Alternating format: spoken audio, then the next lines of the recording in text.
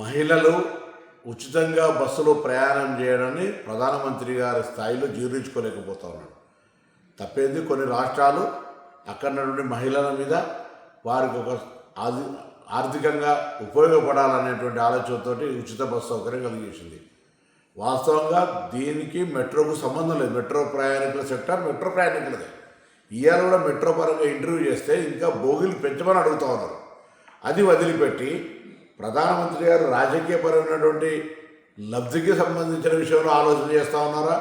ఇంత బస్సు ప్రయాణానికి సంబంధించినటువంటి దాని మీద ప్రధానమంత్రి గారు ఎందుకు ఆ విధంగా వ్యవహారం చేస్తుందో తెలియదు. కానీ తెలంగాణ రాష్ట్ర ప్రభుత్వం కాంగ్రెస్ పార్టీ తప్పకుండా మహిళలకు ఎవరన్నీ తెలంగాణలో ఉన్నటువంటి హైదరాబాద్లో మెట్రో వాళ్ళు ఏం చేసినా ఇంకోరు ఏం చేసినా ఉచిత బస్సు ప్రయాణం అనేటువంటి ఏ ఇబ్బంది భవిష్యత్తులో ఉండదు.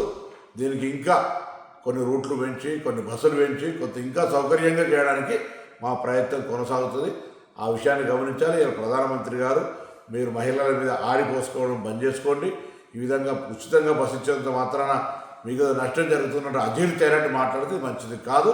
ఇటువంటి చిన్న పరమైన వ్యాఖ్యలు చేసి ప్రధానమంత్రి స్థాయిని దిగజార్చుకోవద్దని నీతో చెప్తాను. For more videos like this, subscribe Big TV channel.